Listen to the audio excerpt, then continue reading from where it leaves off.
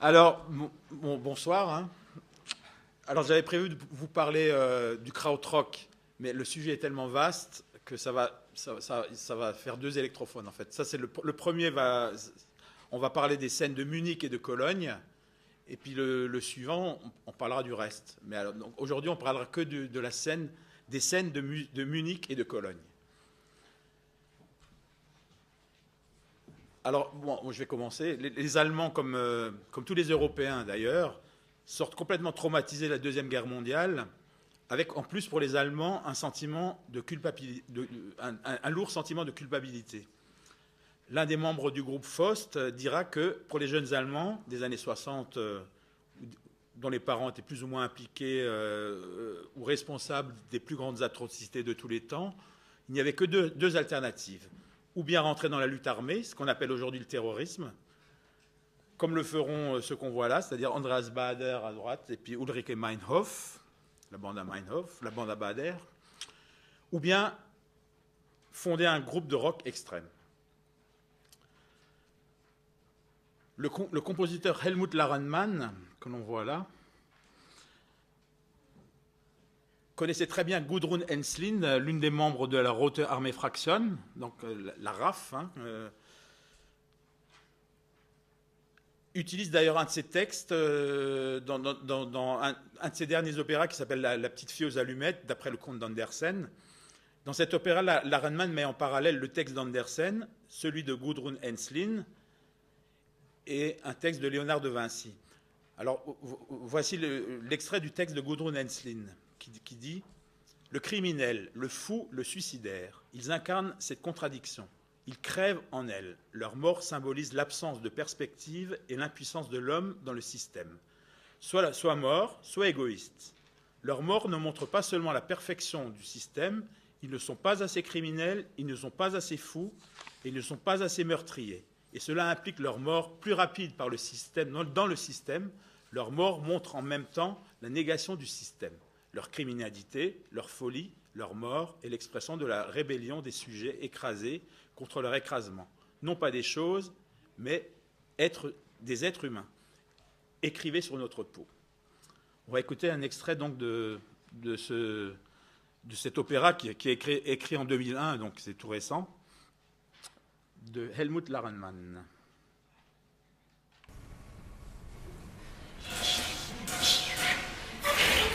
On peut entendre le texte de Ensslin vaguement derrière.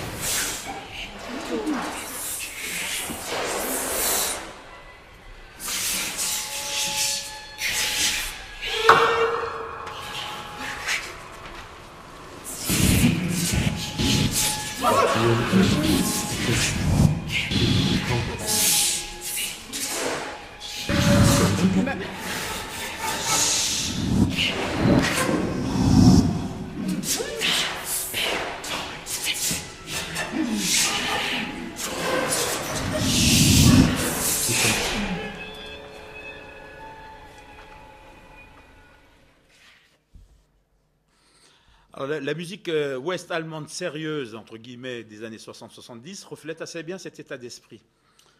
Bernd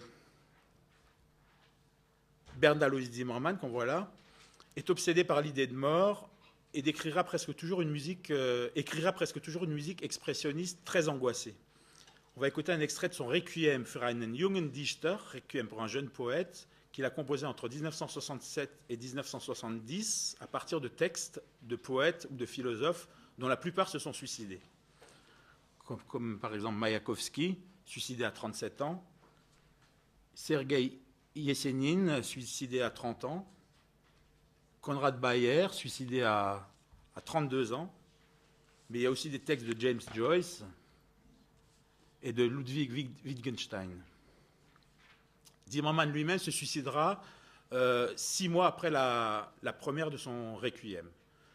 Dans cet extrait qu'on va entendre, là, on peut reconnaître, c'est un collage fait avec la 9e de Beethoven, le Hey Jude des Beatles, des discours de Goebbels, Ribbentrop et Staline.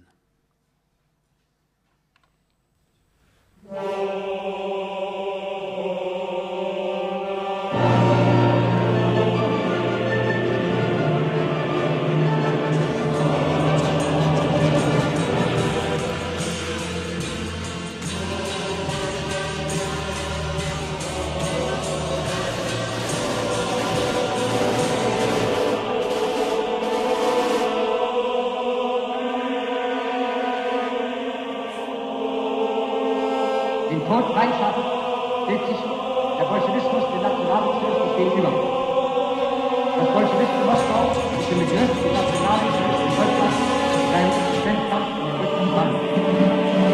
Deutschland ist nicht gewillt, dieser ersten Großheit des Moments Tag seiner Ernennung zum Vorsitzenden des Verteidigungskomitees am 3. Juli 1941 zu seinem Volk und zu seinem Thron.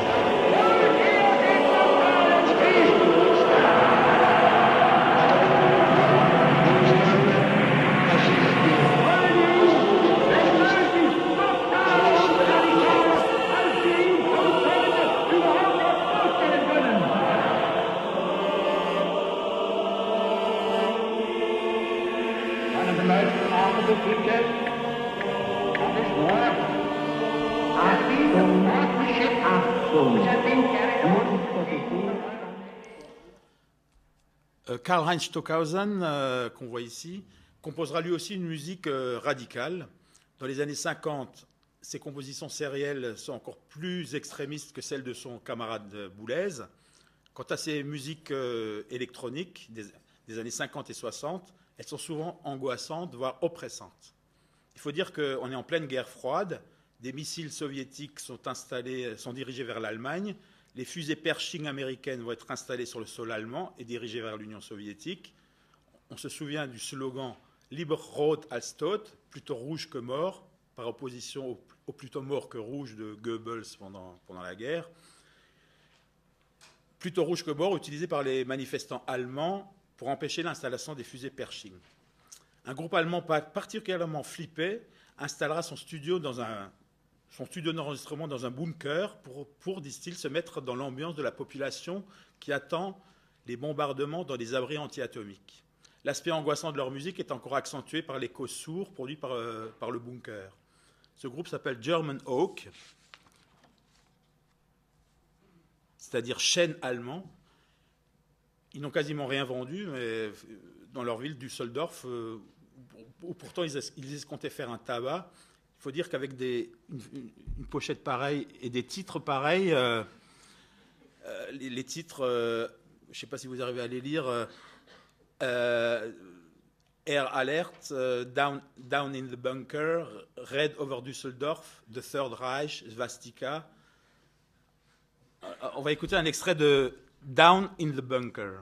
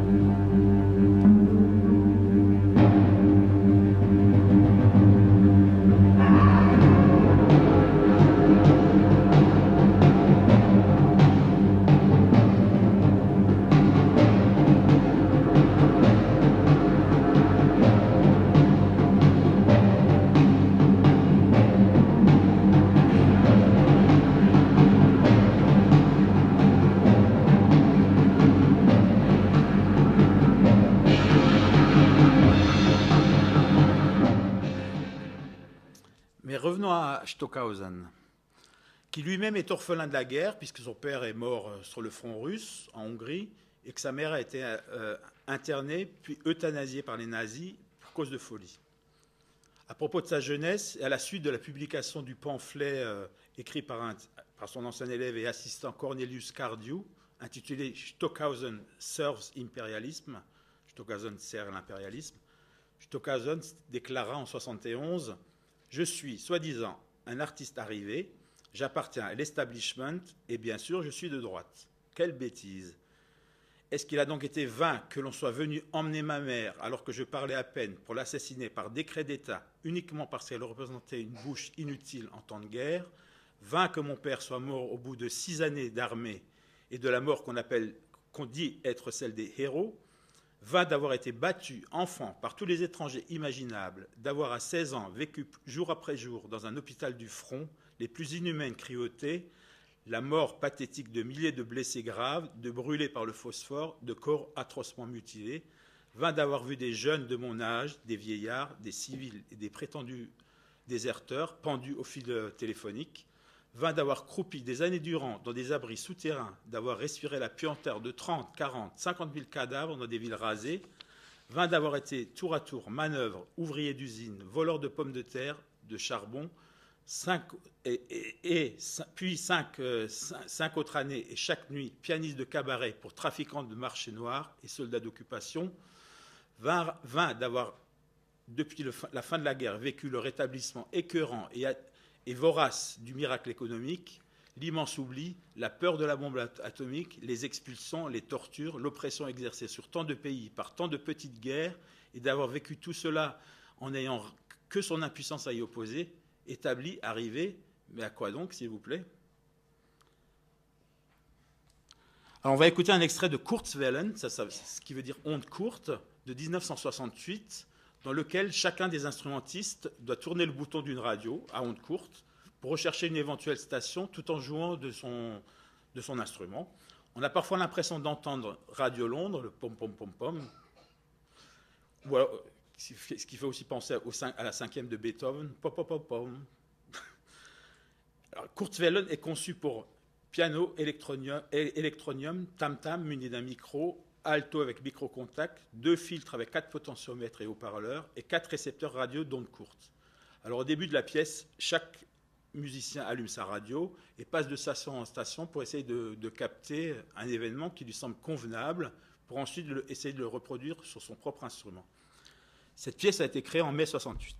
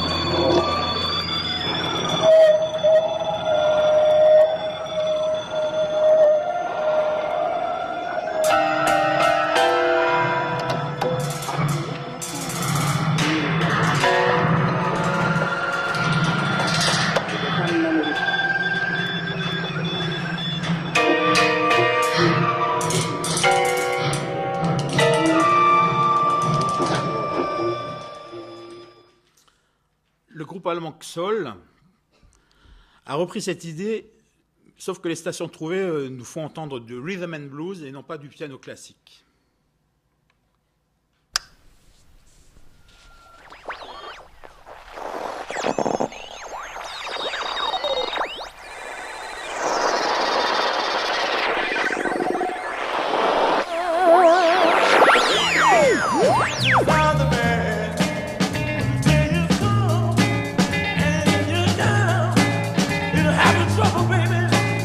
Got to come around. So hold on.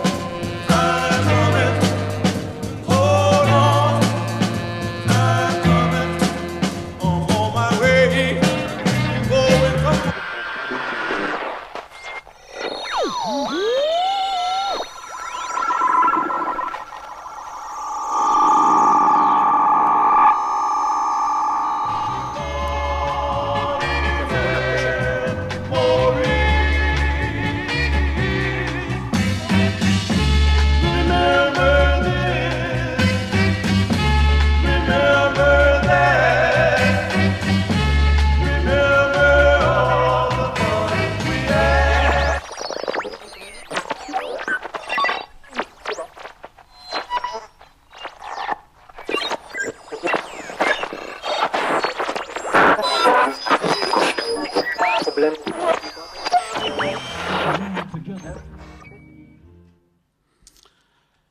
Mais revenons au début des années 60.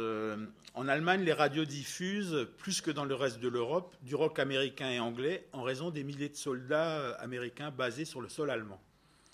Les clubs et boîtes de nuit engagent de nombreux groupes comme les Beatles, qui entre 1960 et 62 apprennent leur métier à Hambourg. Hein, donc,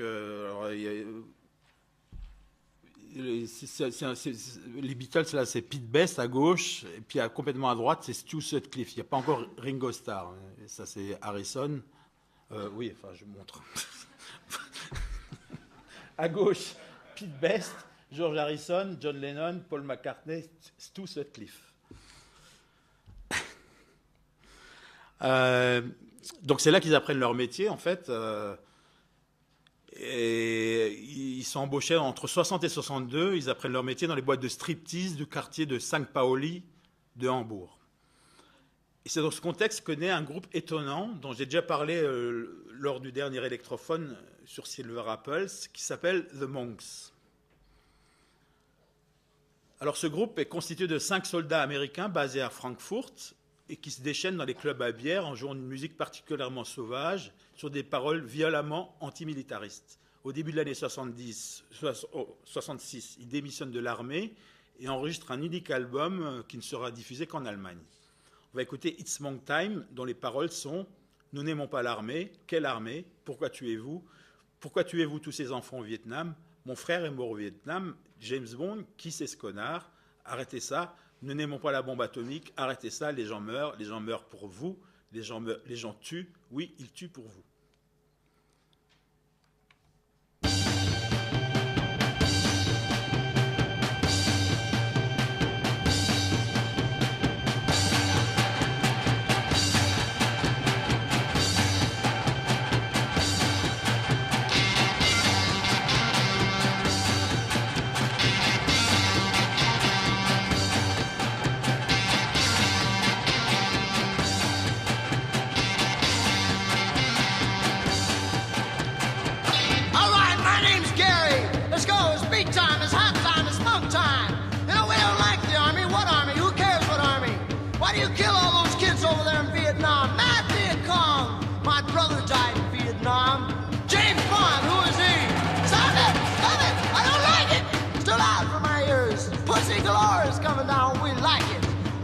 Atomic bomb. Stop it! Stop it! I don't like it! Stop it! What's your meaning, Larry? Ah, you think like I think. You're a monk. I'm a monk. We're all monks. Dave, Larry, Eddie, Roger, everybody, let's go. It's beat time. It's hot time. It's monk time now. Yeah! Right! Alors, à part les bonks qui sont en fait américains, il y a peu de groupes allemands intéressants qui voient le jour avant 68. Les Rattles, les German Bones, les Lords et autres Blizzards sont en fait de pâles copies des Beatles ou des Rolling Stones. Et en fait, c'est avec l'événement du krautrock que les choses sérieuses vont commencer. Krautrock peut être traduit par rock choucroute. C'est un terme ironique inventé par les journalistes anglo-saxons pour qui le vrai rock ne pouvait être qu'anglais ou américain. Il faut dire que les Allemands l'ont bien cherché puisque l'une des compositions du groupe allemand Amondül a pour titre Mamadül und die Sauerkrautbahn spielt auf, ce qui veut dire Mamadül et sa fanfare choucroute se mettent à jouer.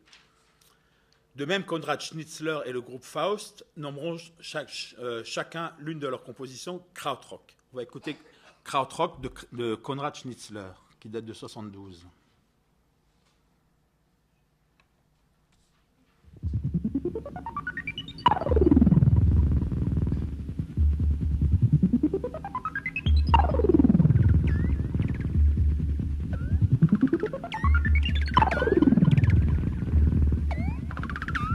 Extrait de son album Rot, qui s'appelle Rot Rouge.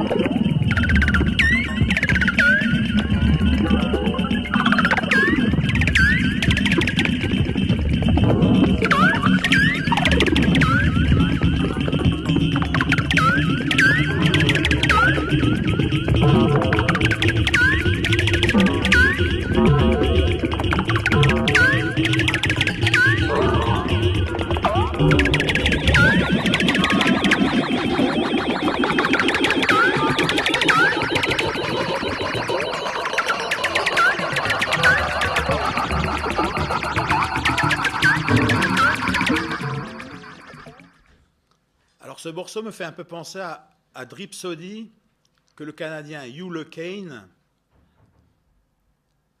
avait composé en 1955, donc c'est-à-dire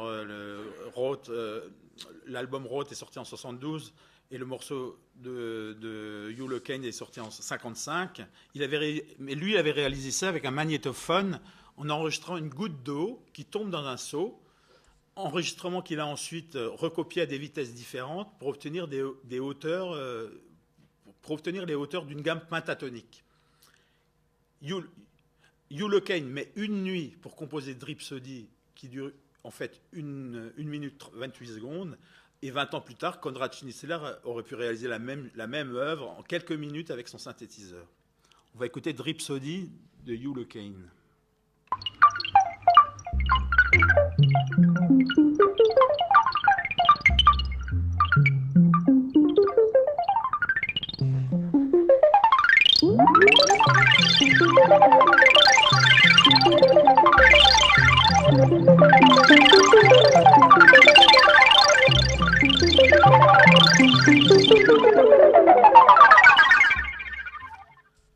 Voici maintenant Krautrock par le groupe Faust, extrait de leur 4e album. Ça c'est Faust, le groupe.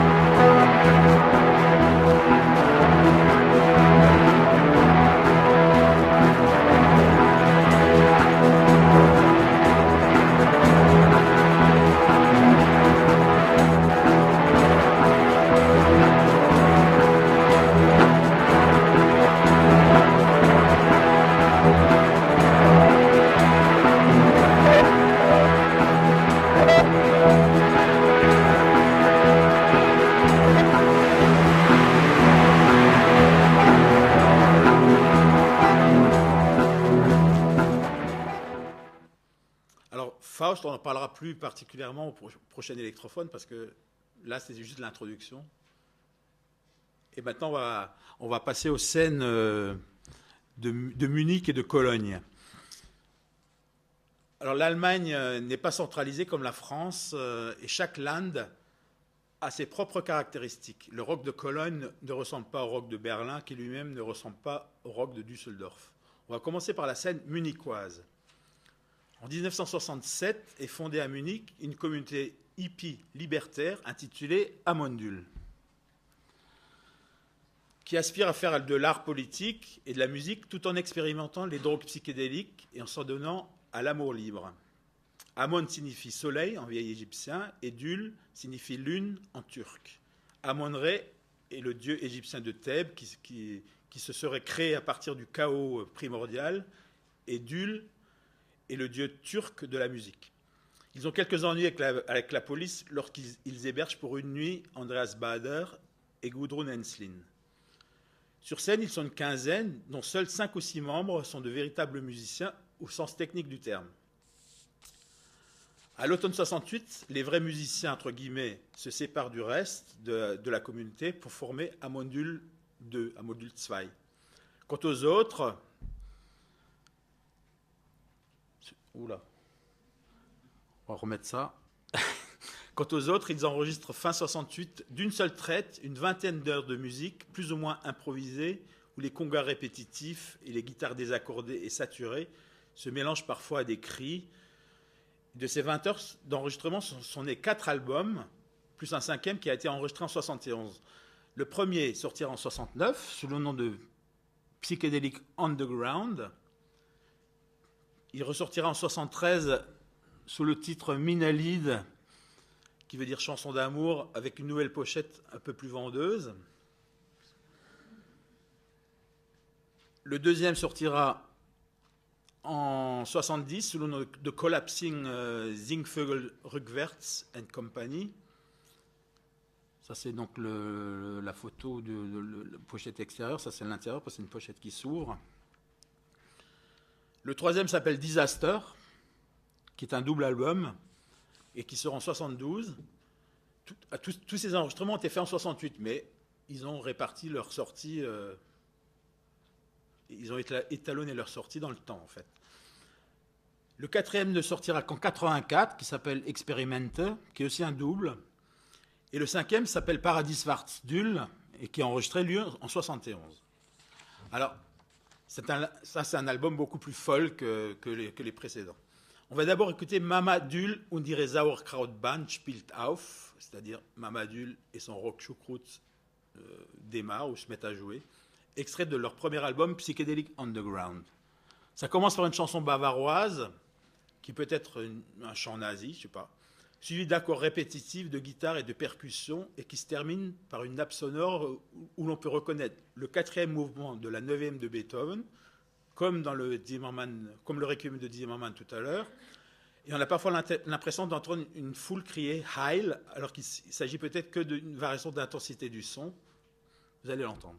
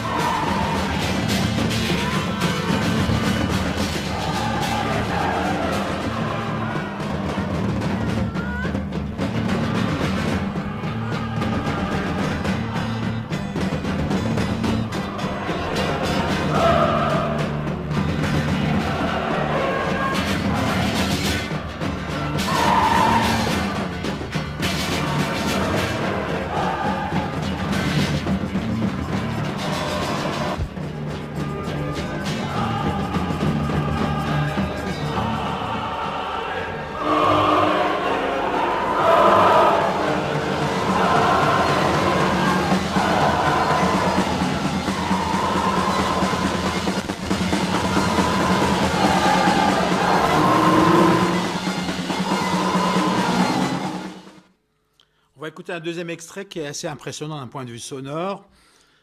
Amondul utilise la technique des bandes à l'envers avec beaucoup de percussions et tout à coup des guitares saturées.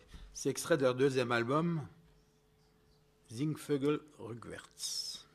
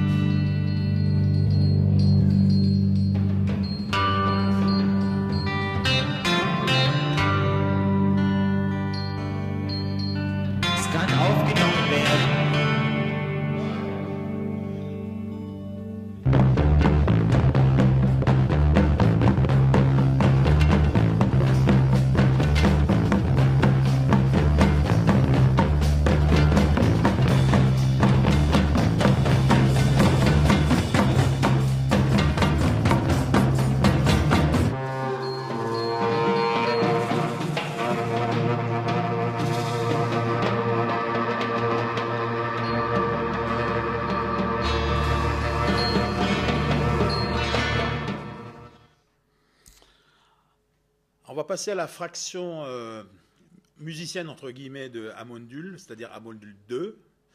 À leur début, ils utilisent deux batteries, beaucoup d'échos et des chœurs, proches du récitatif. Leur musique est psychédélique, mais sans aucune racine blues, Elle est beaucoup plus sombre que la musique psychédélique américaine. On va écouter Canaan, extrait du premier album Phallus Dei, qui veut dire le phallus de Dieu.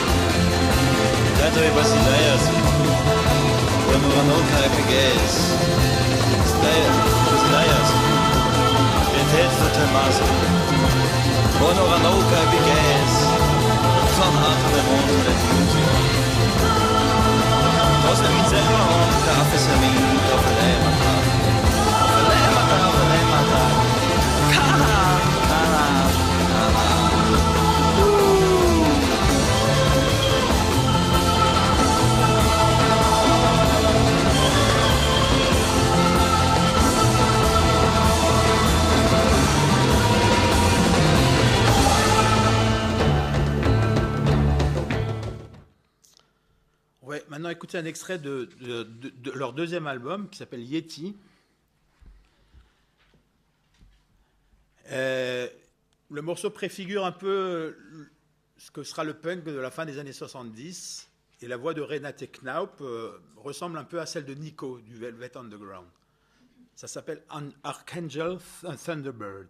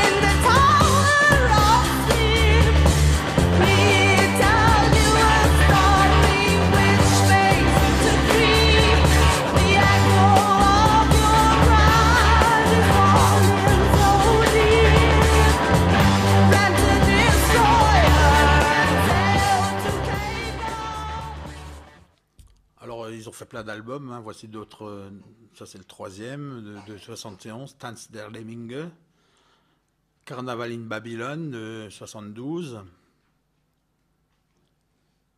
Wolf City en 72 aussi, Made in Germany en 75. On peut noter que Werner Fassbinder a filmé Amonul 2 en 69 pour l'intégrer dans son film Die Niklas Hauser Fahrt, le voyage à Niklas Hauser. On peut voir un extrait, vous pouvez voir cet extrait sur YouTube. Vous tapez Fassbinder, Amondul et vous trouverez facilement. Alors, un deuxième groupe important fait son apparition au début des années 70 à Munich, c'est Popol Vuh. Le Popol Vuh, c'est le texte sacré des Indiens mayas. Le leader du groupe qui s'appelle Florian Fricke il fait ses études, dans sa jeunesse, il fait de nombreux voyages en Inde, en Afrique, dans les pays arabes, au Népal et au Tibet, où il étudie le chant choral tibétain. Il suit également des cours de piano et de composition à l'université de Freiburg. Alors, après 2 albums, Affenstunde en 70 et In den Gärten Pharaos en 71, où le synthétiseur Moog est omniprésent, Popol Vuh créera une musique beaucoup plus méditative, d'inspiration religieuse, qui préfigure, mais en beaucoup mieux, ce qu'on appellera plus tard la musique New Age. Florian Fricke déclare « J'ai commencé à m'intéresser à la théorie physique des vibrations, et là, j'ai découvert la religion. » Il abandonne le Moog et n'utilisera plus que des instruments acoustiques, à l'exception d'une guitare électrique. Donc ça, c'est le 3e album, sans synthétiseur, qui s'appelle Oziana Mantra. Oziana Mantra, en fait, c'est le 3e album, et comme son nom l'indique, c'est la fusion du christianisme, Hosanna, et de l'hindouisme, Mantra. Ensuite, il a fait Selig Preisung, Heinz Jäger, Sieben Jäger en 1974, Das Hohe Lied Salomos en 1975, Letzte Tage, Letzte Nächte en 1976.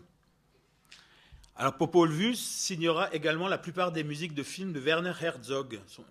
C'est un ami d'enfance de Werner Herzog, Florian Fricke, et donc ils sont restés liés. Et puis il a fait quasiment toutes les musiques des films de Herzog, comme Agir ou La colère de Dieu, Herz aus Glas, Le cœur de verre, Nosferatu en 78, Fitzcarraldo en je ne sais plus quelle année, en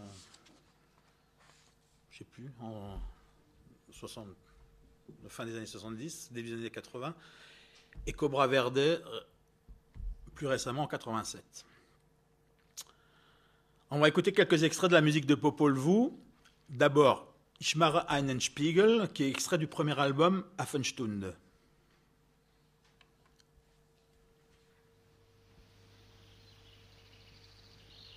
Donc là, il y a encore le synthétiseur Moog, comme on peut le voir sur cette pochette.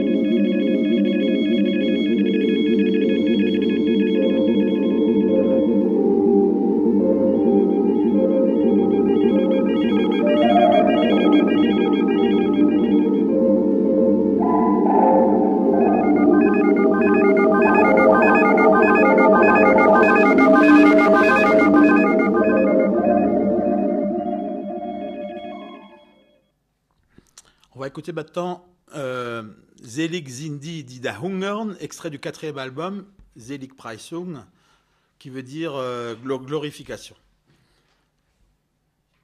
Alors donc là, il n'y a plus de synthétiseur.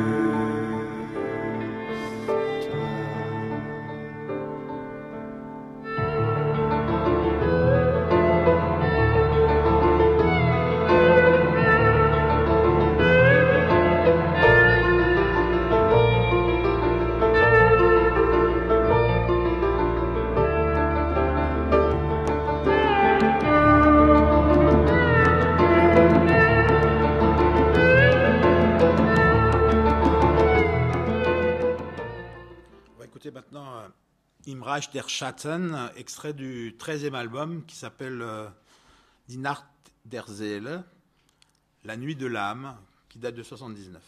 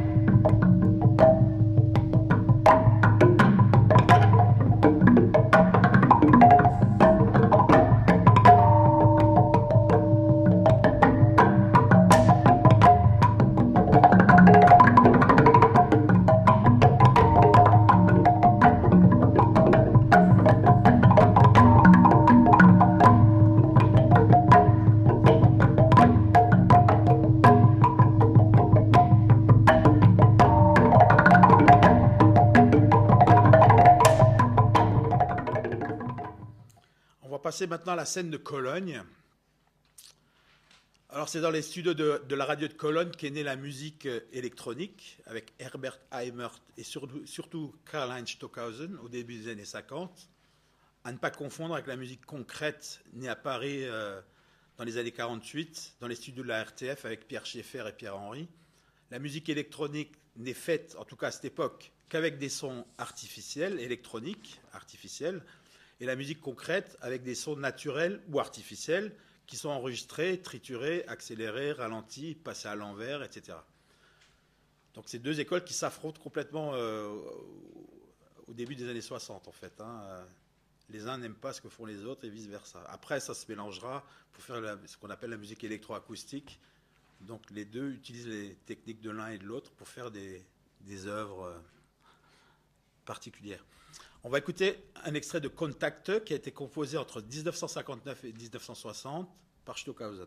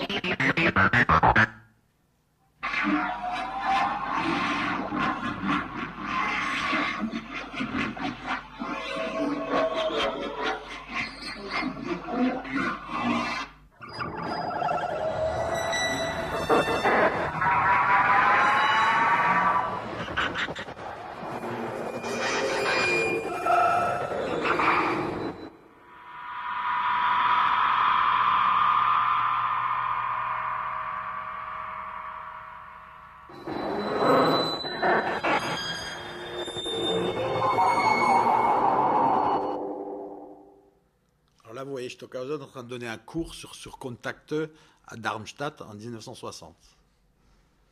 Et voilà. À Cologne, donc à Köln, le rock est dominé par deux groupes, Flot de Cologne, Flot de Cologne, Haute-Cologne, et Cannes. Flot de Cologne, que voici, est un groupe très politisé. Dans leur premier album intitulé Vietnam, ils dénoncent évidemment l'intervention américaine au Vietnam. Dans Rock Oper Profit Gaer, qui signifie littéralement opéra rock vautour du profit, de 1971, ils dénoncent les méfaits du capitalisme. Ça, c'est la pochette, le recto, et ça, c'est le verso. Dans Mumien de 1974, ils dénoncent le coup d'État de Pinochet au Chili, aidé par les Américains. Mais leur spécialité est de vilipender les anciens SS et autres collaborateurs du régime nazi qui continuent malgré tout à vivre et même à prospérer en toute quiétude dans l'Allemagne des années 60 et 70. Comme chez nous, les Papons et autres bousquets en France, quoi. On va écouter un extrait de l'album Gaillard Symphony de 1973, entièrement consacré au multimilliardaire et ancien nazi Friedrich Flick, qui est enterré avec des honneurs en 1972.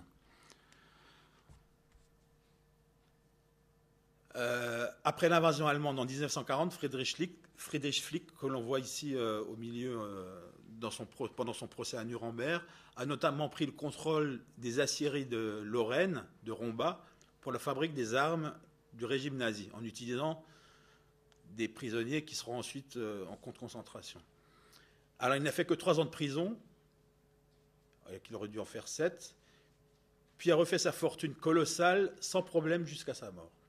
La famille Flick continue à faire l'objet de commentaires, puisqu'un reportage réalisé par Thomas Fischer, intitulé « La famille Flick, une histoire allemande », a été diffusé fin septembre, début octobre 2012, de cette année, donc, par la chaîne Arte.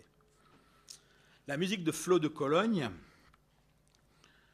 ressemble un peu au groupe américain The Fugs ou aux Mothers of Inventions de Frank Zappa. Dans le passage qu'on va écouter, on entend des extraits des discours prononcés par les personnalités allemandes de renom pendant les funérailles officielles de Friedrich Flick et superposés à la musique du groupe qui joue un peu le rôle des pleureuses. Voici donc un extrait de cet album.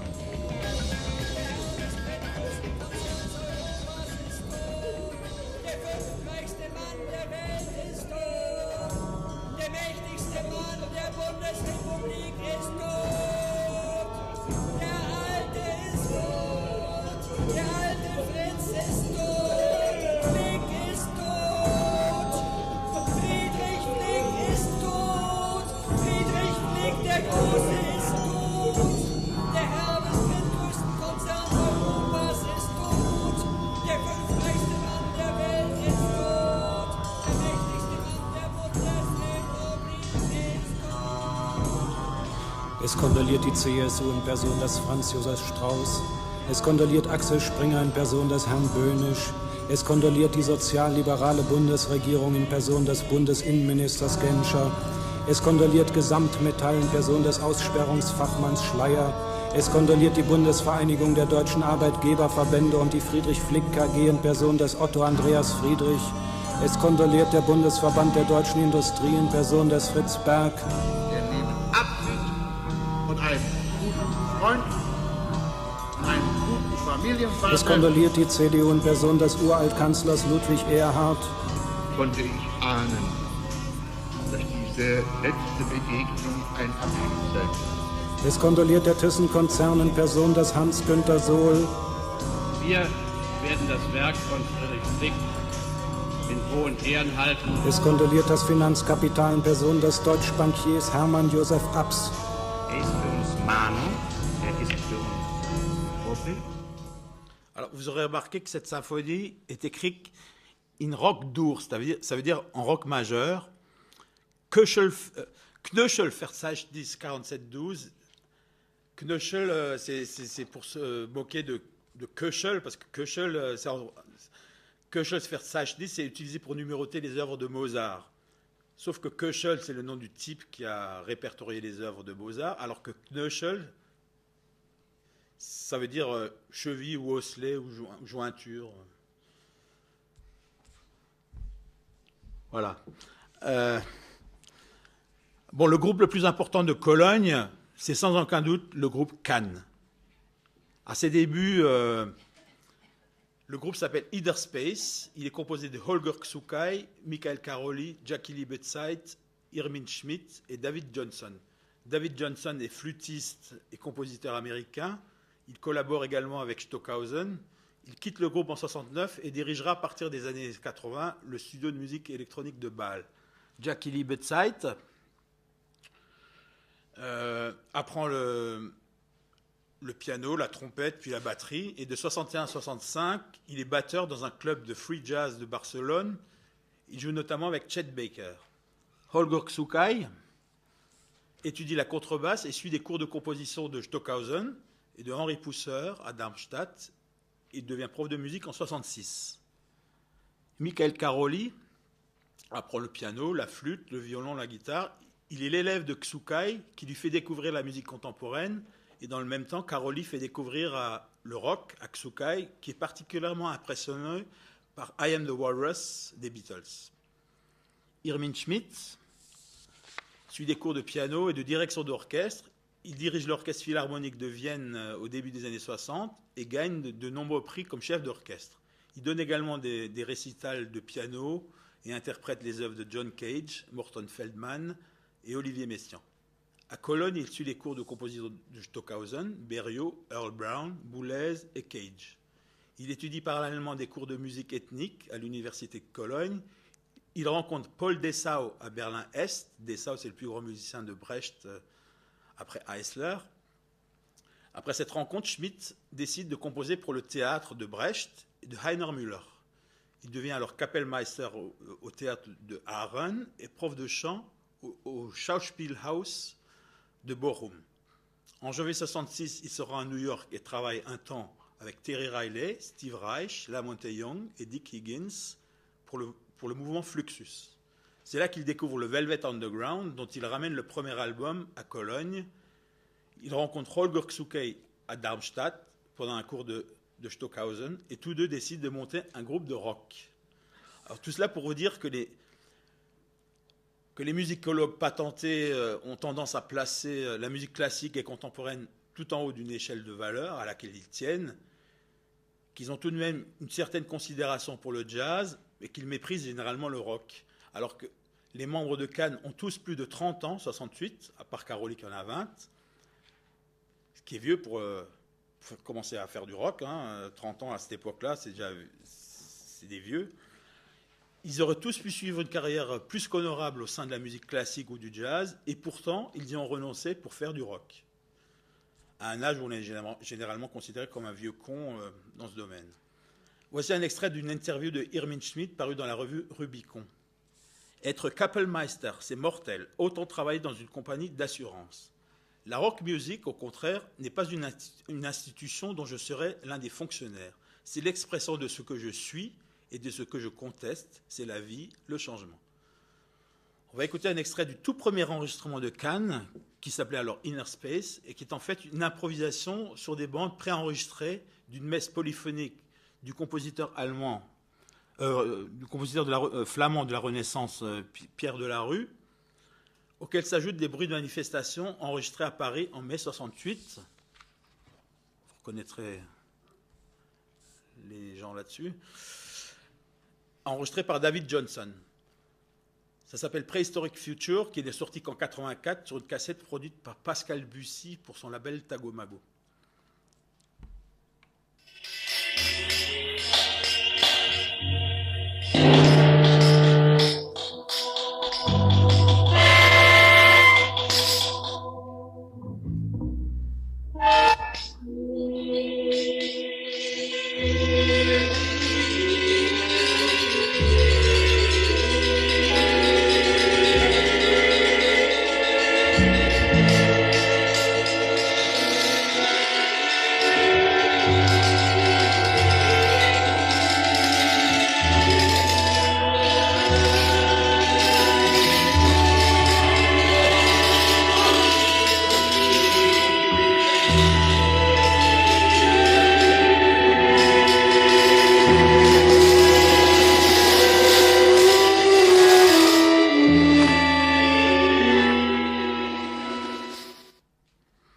Alors ça, c'est maintenant l'extrait sur fond de manifestation enregistrée à Paris.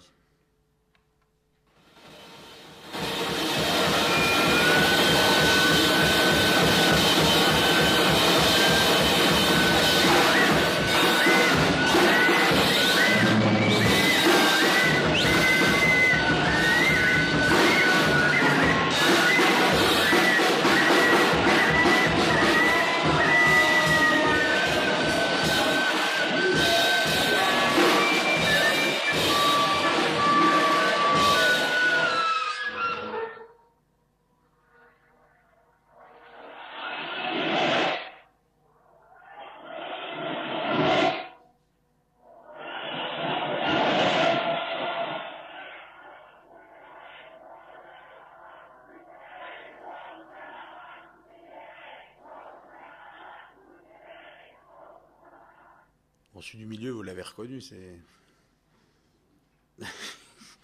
Cohn-Bendit, qui a un peu mal tourné.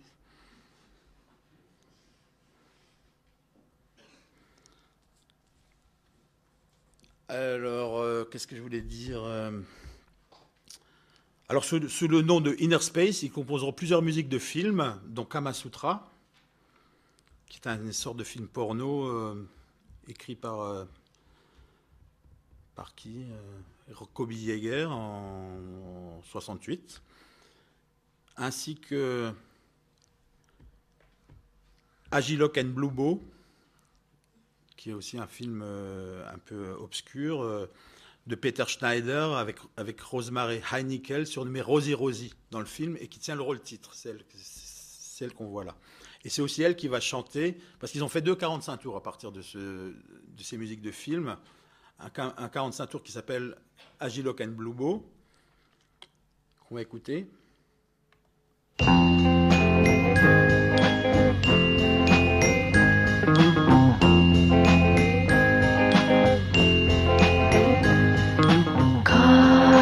näher, komm ganz nah, komm näher, Kamera. Mama, Mama,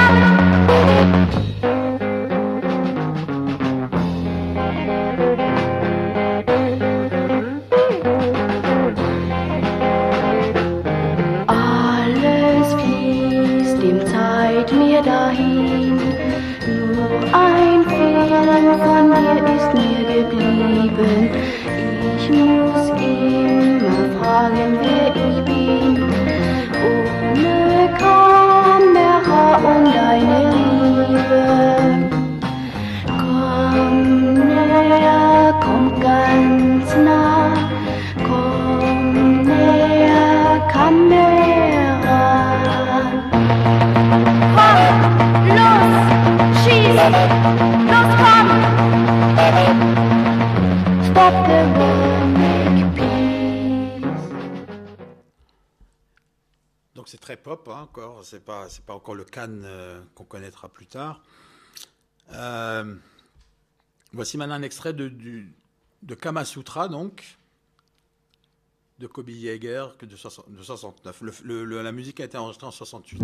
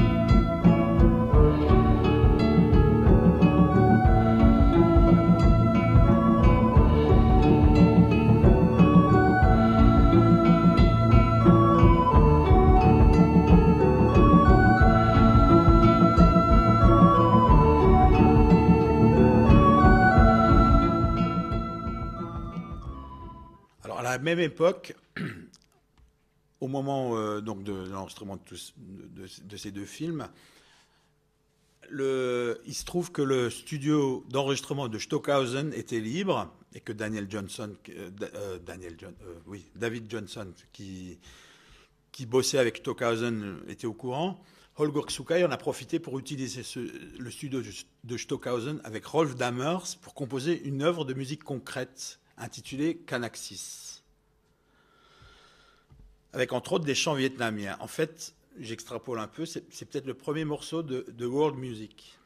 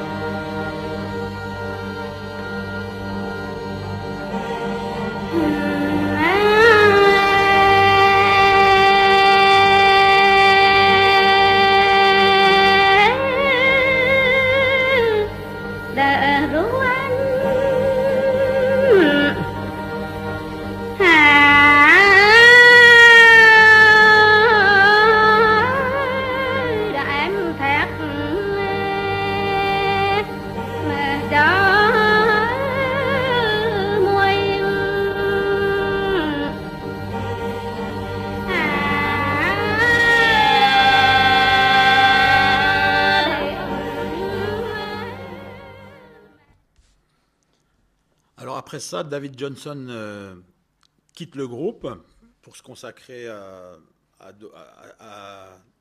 parce qu'en ce moment, il bossait à ce moment-là pour Hymnen de Stockhausen, donc il veut se consacrer à temps plein pour aider Stockhausen à monter son truc. Et donc il quitte le groupe et il est remplacé par Malcolm Mooney, un ancien instituteur américain, un chanteur noir américain assez excentrique, ancien instituteur et sculpteur, qui propose de changer le nom du groupe en The Can, puis ensuite en Can. Alors ce mot a plusieurs significations. Malcolm Mooney en haut à droite. Hein. Ce mot a donc plusieurs significations. En turc, Can, qui se prononce Chan, signifie vie ou âme. En japonais, Kan signifie sentiment ou émotion.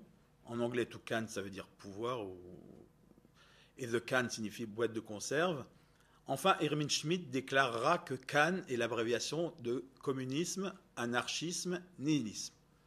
Ou cannibalisme, anarchisme, nihilisme. À vous de choisir. Les morceaux de Can ne sont pas composés de manière classique. Le groupe enregistre des heures de musique et garde, sans les retoucher, les parties qu'ils préfèrent. Ils n'appellent pas ça de l'improvisation, mais de la composition spontanée.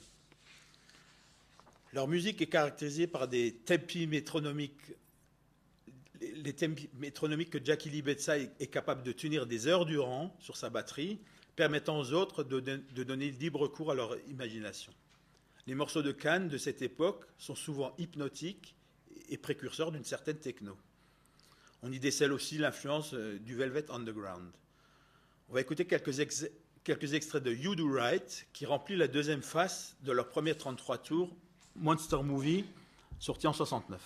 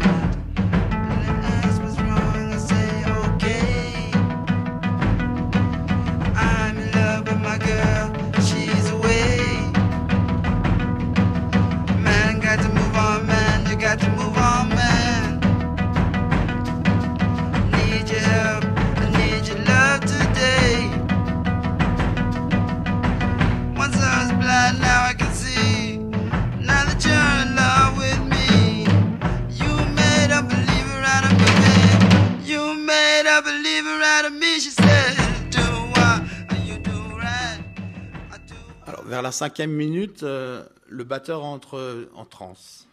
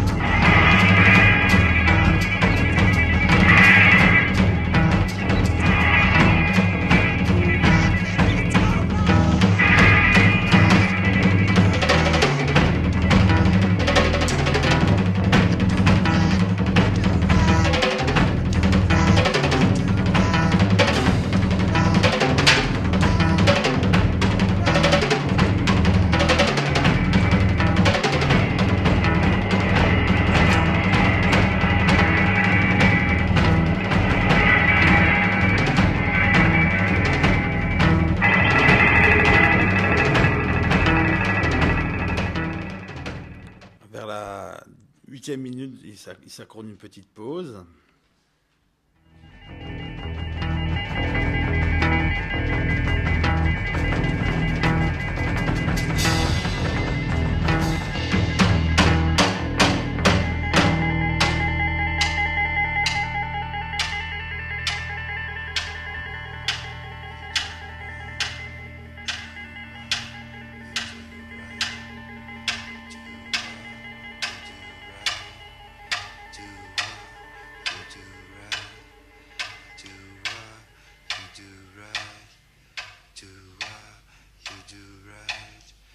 When they ask what's wrong, I say I'm okay.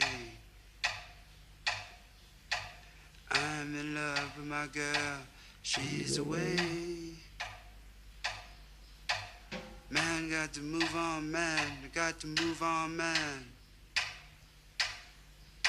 I need your help, I need your love today.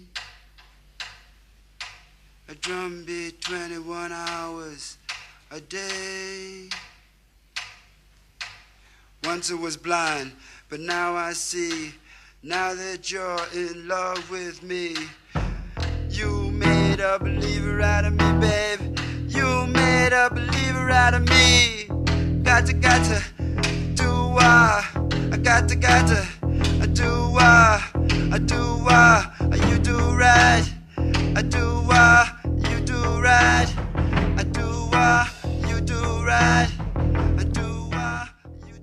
Alors vers la 18e minute, c'est le chanteur qui entre en transe. Man, you got to move, man, you got to move on, man, you got to move, you need your love, I need your help, I need your love.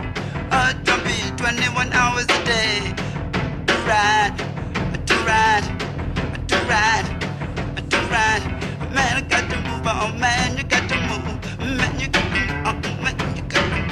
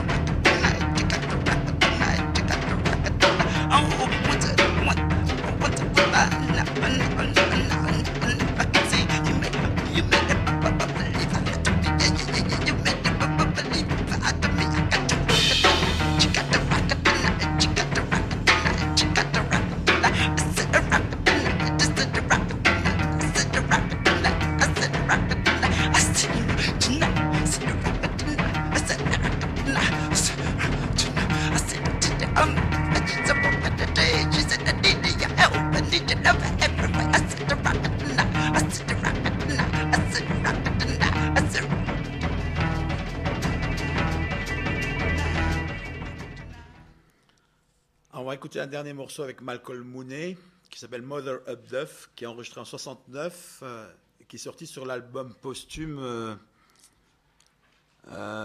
Limited Edition. Dusseldorf, 1969.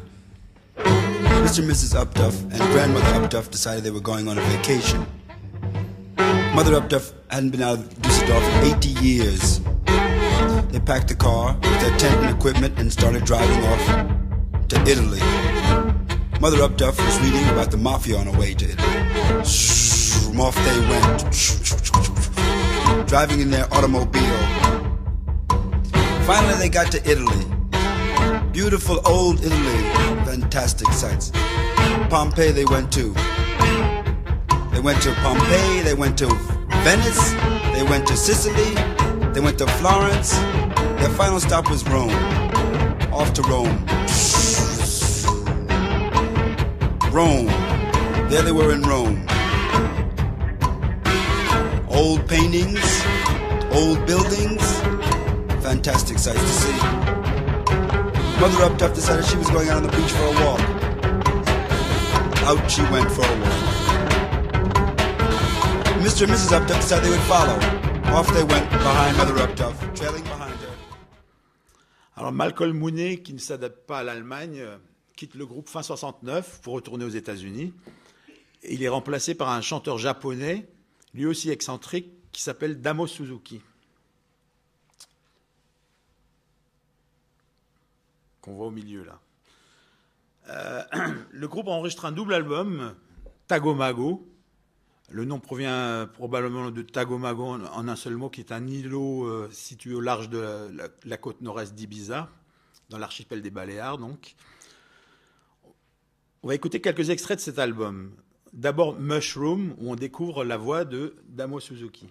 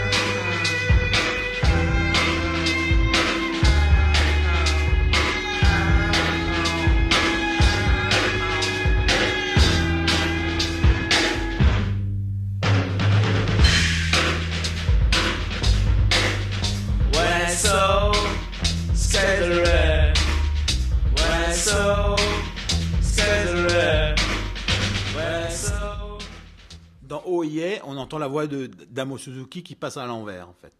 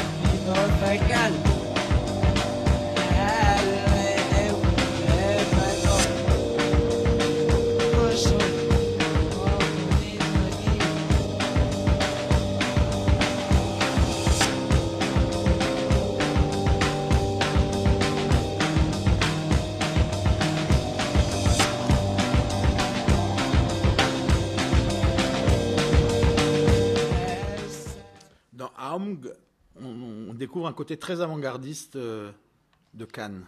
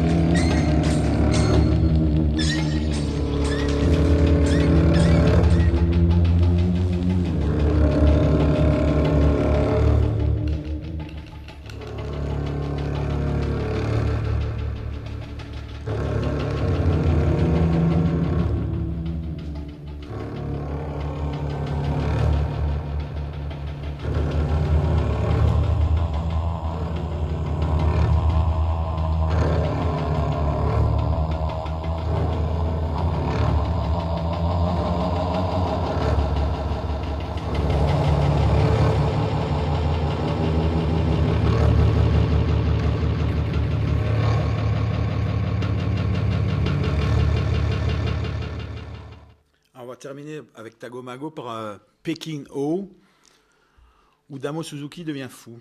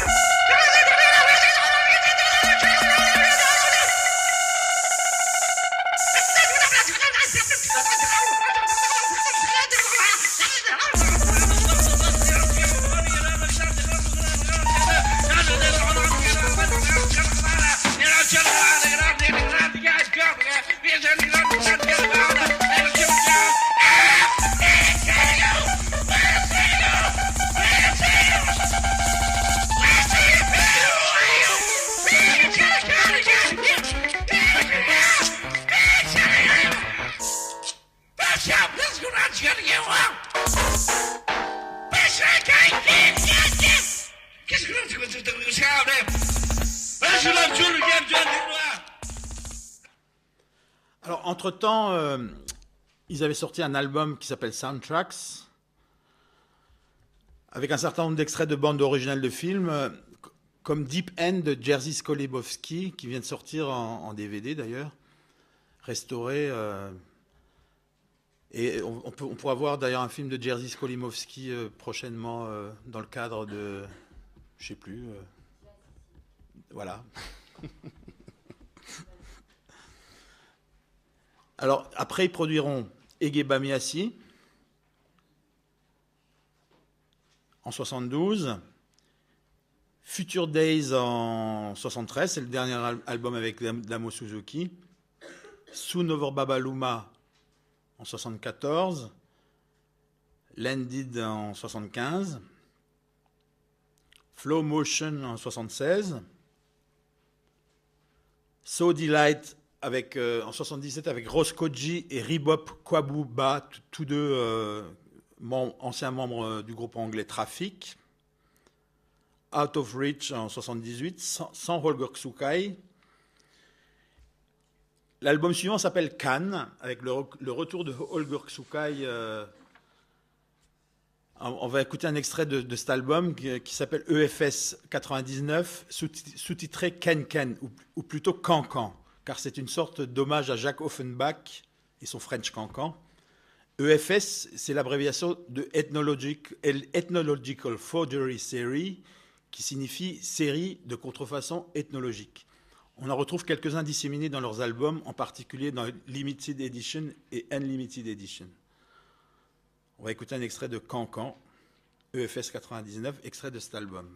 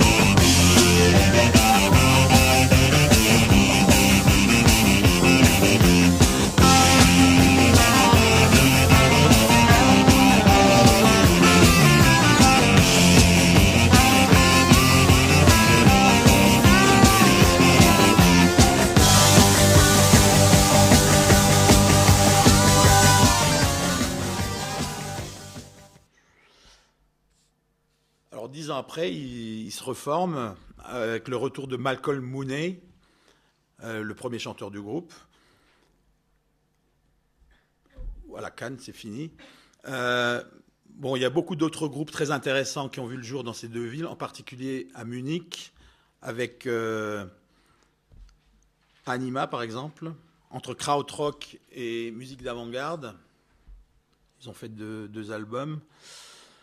Deuter, qui est en fait Georg Deuter, qui joue de tous les instruments, guitare, sitar, orgue, harmonium, percussion orientale, bande magnétique. Embryo entre rock, jazz et musique ethnique.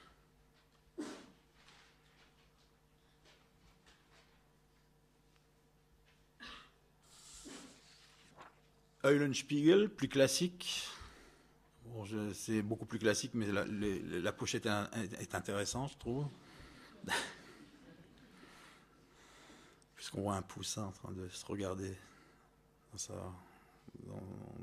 sa poêle.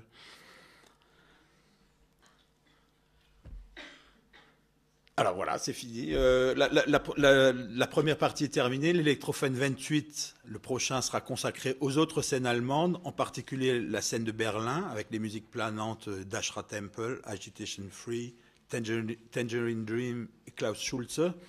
La scène de Düsseldorf, avec Neu, Kraftwerk et Cluster. Et la scène de Wümme, avec Faust. Alors pour terminer, on peut regarder un extrait d'un concert de Cannes avec Damo Suzuki.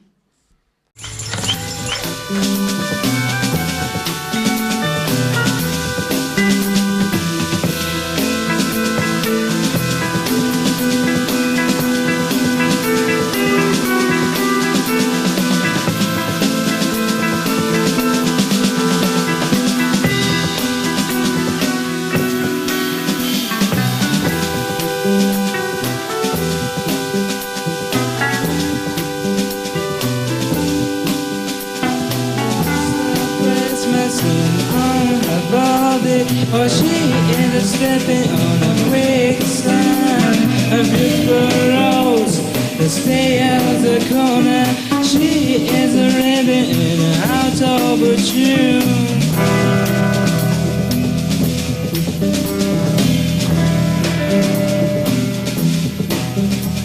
Hey you!